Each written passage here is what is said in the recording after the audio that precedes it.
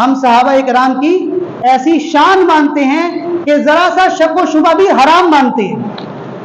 کسی بھی صحابی کے بارے میں، ان کی فضیلت کے بارے میں کوئی شک بھی ڈالے گا تو ہم اس شک کو تسلیم کرنے کے لیے تیار نہیں ہیں، کیونکہ جب اللہ نے کہہ دیا وَكُلًّا وَعَدَ اللَّهُ الْحُسْنَى، ان سب کو میں نے معاف کر دیا، اب میں کون ہوتا ہوں یہاں ممبر پہ بیٹھ کے فیصلے کرنے والا کہ فلاں تو ایسا تھا، فلاں تو ایسا تھا. میرے لیے کس کی بات معتبر ہوگی؟ اللہ کی بات معتبر ہوگی. میرے لیے میرے نبی کی بات معتبر ہوگی. ہم قرآن کی بات کو حرف آخر مانتے ہیں، ہم نبی کے فرمان کو ہر حرف آخر مانتے ہیں. بعد میں تاریخ لکھنے والوں نے 100 مرتبہ تاریخ لکھی ہو، بھاڑ میں جائے ایسی تاریخ کہ جو صحابہ کے آپس میں لڑائیوں کو ثابت کرنے پہ لگی ہوئی ہے، جو ان کو آپس میں دشمن بنانے پہ لگی ہے.